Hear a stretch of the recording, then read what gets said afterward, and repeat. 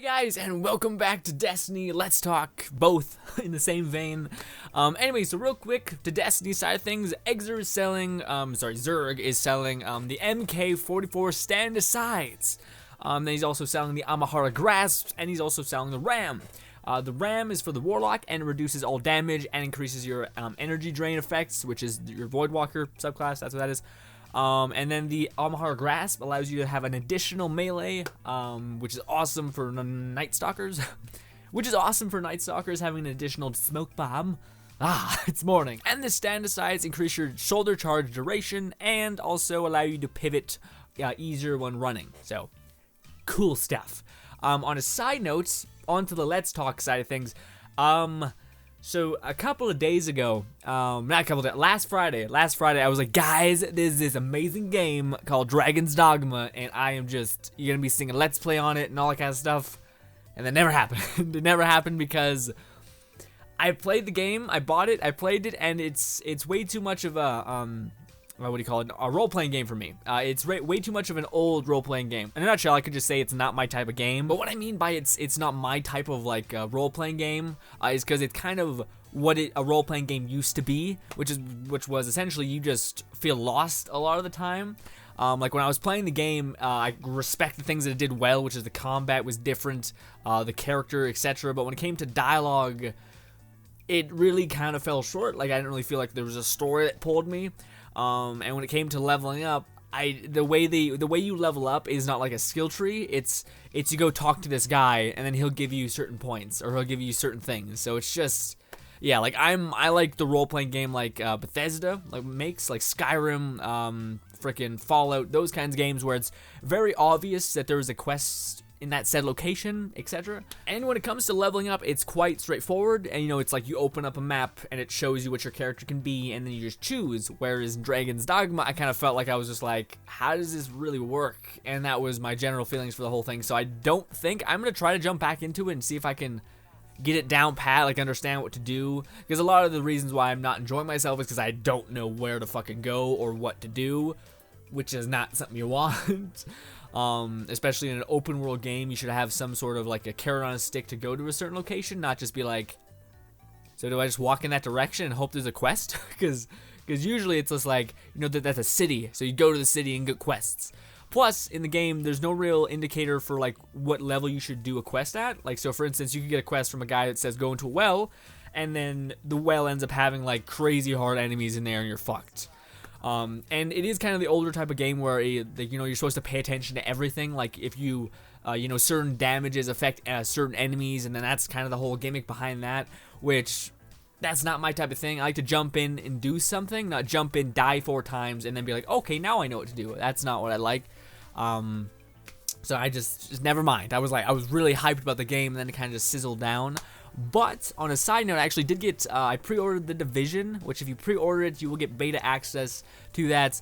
Now with all the gameplay I've seen, again, like I said, I'm for it. I'm very much like, this is my game I'm going to play. Like, it's going to be like the Destiny, this, and those, like, the 2 games I love, and they look kind of similar, but different enough to where it's a different experience. But the one thing that I do have a problem with, and it has nothing to do with console, like a loyalty to a console. That's not me at all. I have an Xbox One, a PS4, and a gaming PC. So it's not that at all. That's not the reason why I'm saying this. But the one problem I have with The Division as of right now is that apparently Xbox is getting everything early, which is fine because, Destiny has seen the other side of that where PS4 gets everything early. Now, the only thing that I have a problem with is that I think they're making a bad decision in terms of the game's success. So, for instance, right now, The Division is already kind of on iffy water. Like, some people are kind of like, it looks like shit. Or, they're like, it's not that good. All those things, which kind of just happens. But with this, it's limiting the game's potential for an audience. Now, what I mean by this is The Division will come out an extra month earlier on Xbox than PS4 and PC.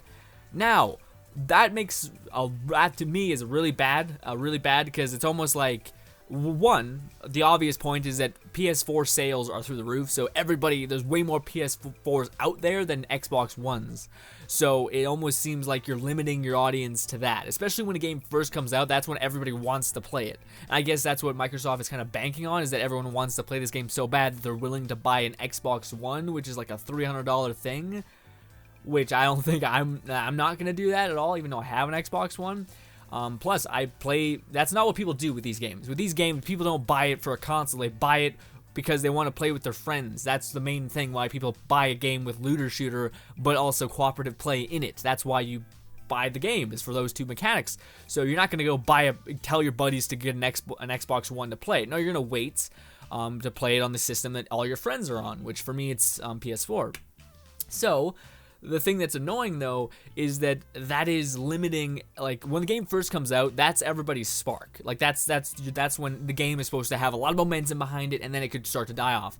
By doing that, by releasing it on one console a month early, you're kind of limiting that a lot. You're slowing down the progress for everybody. It's almost like, I don't know, paying one half of your workforce to do work, but then the other half of the workforce is just going to leave. They're not even going to be interested anymore because you're not paying them. It's stupid. That's kind of what it is. It's like content. No one's going to want to stick around if they're not being fed. So they're going to leave and go get fed somewhere else. But you're only playing favorite to this one person. And then a month goes by and you're like, okay, well, now you can play it. And it's like, well, no, now I don't want it. I already have these 3 other games that that are feeding me. So that's my only perception that I don't really like, is that it's coming out on Xbox One. And again, it's not, I have an Xbox One. I could play it on that, but I'm not, because my friends aren't on an Xbox One. My friends are on PS4, and also my hands are the way they are, so I like the PS4 controller better. It kind of fits my hand better. Same thing with PC. I think that will be the one game, The Division, where I actually buy 2 copies of it, because I might actually buy it for the PC, so I can max out settings and make just some nice gameplays for you guys.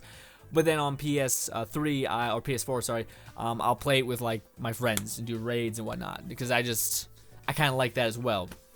Like, that's amazing to play Destiny with a group of friends and etc. But for me, it's kind of like the reason why I'm getting 2 copies is because I want to play with my friends, and that's fun. But then again, I also want to show you guys the best kind of content that you can get. And on top of that, I like PC graphics and whatnot. Like, I'm a graphics whore, kind of, sort of. Not really. I'm more like a gameplay whore, but like graphics are nice.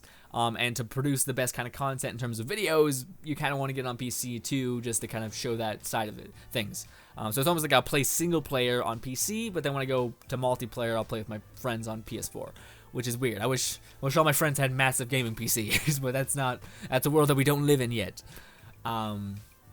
But yeah, that's pretty much it. On a side note, my Elgato is freaking out. Like, I'm not even sure if the Destiny gameplay that you're seeing is even gonna make sense, or not make sense if it's going to have sound, because that's what's going on right now. I don't know what's the deal, but my Elgato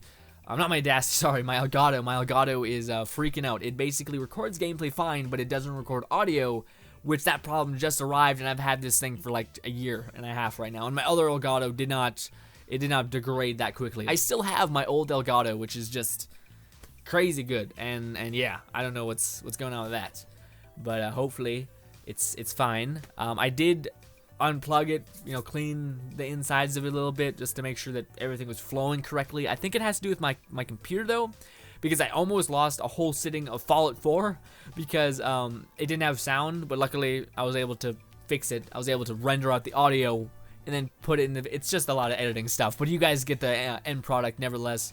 But this week I actually kind of had a challenge for myself that I completed.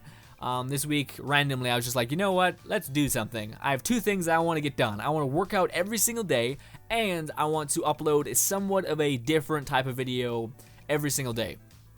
I've done that. To me, at least, I've done that. I've made one Destiny video talking about it's like a rant kind of, and then I've also made the Piper guide, and then a couple days prior to that, I made a lockpicking guide, which goes hand in hand with the Piper guide for Fallout. I did. I accomplished my goal this week, but now it should be habit. It should be habit. By the way, the whole working out every day, I don't feel sore anymore. Like I was surprised because after the first day, after you work out, you usually feel sore. I didn't feel that, so I worked out again. Didn't feel sore the day after that. And now I just, I just kept going, and now I just feel not soreness, just pain. It just hurts everywhere. Like my side hurts, my back whenever I stretch. It's just like, nope. Usually like, I'm sore. It's like, God. So that's the thing that exists, and yeah. Also, man, did not know having one lighting thing would be amazing. Like I have two, but I have nothing really to illuminate my face, and I have this little bastard right here now that just hits me in the face, and freaking amazing balance between color. It's really nice. I'm really happy with that because it took me forever to try to get down the face cam color situation / lighting, and I did it. Finally happened. Took a long time, but it happened. And yeah, that's pretty much it, guys. Just wanted to quickly tell you guys that, oh shit, another thing for Destiny I didn't even mention. Destiny just released its updates, and they've been silent for a while. They released a Valentine's Day event, which, it looks cool. I'm happy with it, except it has to do with pairs, which, honestly, I think what a lot of people want from Destiny 2 is we keep getting so much content that has to do with, like, multiple people. When Destiny, when the game was first talked about and etc., they said that you can play this game alone. I would love to see some PvE missions, just like Queen's Wrath. That would be fucking awesome. Like something like that again. Instead of it constantly being like, hey, multiplayer shit, like Sparrow Racing, you get a race in multiplayer against people, opposed to just being like, I just like a game sometimes to where I can just play it. You know, I like playing with my friends, and Destiny is full of that. But sometimes I do like to just play by myself. That may sound sad, but that's just kind of how it is for me. I like to kind of relax and not have to, be worried about talking to somebody. It's nice to have that kind of like chill moments. And yeah, like that's the one thing where it's off kilt by a lot. Like it's not balanced out anymore. It's just all like raids. Multiplayer, like all the DLC is multiplayer oriented, and I really want to see something that's not that. Something that's, like Queen's Wrath. That was awesome when that thing came out, and they had like new weapons and new armor for that. Why can't they make that? But yeah, there's like a billion and one different videos coming out right now talking about the state of Destiny and how it's suffering and how it's dry and we've been through worse. We've all been through way worse than this back in Dark Below. Shit, there was nothing to do. But people made stuff to do. That's the thing that's kind of changed, is that usually people, like there was the loot cave, there was all these ways to farm. Now that kind of stuff is dried back, and I just want to see what other people come up with. But that's the question, is there anything else that people can come up with left? Loot cave is where that was like, loot is awesome, but now we have like 7 different ways to get loot. And also we have 3 of coins, which degrades loot's value a lot. Like you can get an exotic easily now just by doing the thing. Well, not easily, but it was once a lot harder. I think I heard something once and I thought it was a great idea. And a person said that 3 of coins should be traded not for an exotic, but for a legendary. So they should boost your legendary thing. That way you have a higher chance to get the right legendary prefix that you want. I feel like that's a genius idea. That would fix a lot of problems. And yeah, the video I made about re-rolling, I would love to see it back. Will it come back? Probably not. I'm still, I think, massively in the minority when it comes to the whole wanting re-rolling to be back. But yeah, that's pretty much it, guys. As of like content, as always, expect shit tons of Fallout, because that game is still absolute love for me. Also, I want to start doing that. Maybe my next challenge for next week is try to make or get in the habit of starting to push out some mods, like Fallout 4 mod talks and whatever. I did kind of want to wait till I finish the game, but that is a long time coming, man. Like, that is a while away. Plus, it's not that big of a deal for me just to be like, make a save game, and then just have that to be my modding save game, and then to have like a separate save game where I just do stuff and things like the actual main game. So yeah. But I'm not sure what kind of archetype I want to do the mod reviews in. I'm not sure if I should be like, hey guys, here's the top 7 mods I love the most this week, or the things I thought came out this week that were absolute gold. Or if I should just be like, hey guys, make kind of like a let's play out of it, like kind of like a 20-minute video of me running down all the things, that I've seen, and, kind of showing you guys my exact experience, opposed to me editing it crazy. Like I could edit it crazy and make it like a 5 to 10 minute video, or I can make it a 30-minute video and show you guys me looking at a lot of this stuff, just messing around, goofing off, which I don't know. I'm not really sure what I want to do. Maybe both. That's a lot. It's a lot to do though. But anyways, guys, hopefully you guys have a fantastic Friday. This may be coming out to you guys a bit late because it is 2:30 right now and I have to render it out and edit it, so it may be some time. But yeah, oh, also I'm going to be trying to record some Assassin's Creed, but like I said with my Elgato, it's on the fritz, gotta try to figure it out. Also expect The Division, I think the beta comes out next week? Yeah, so awesome. Bye.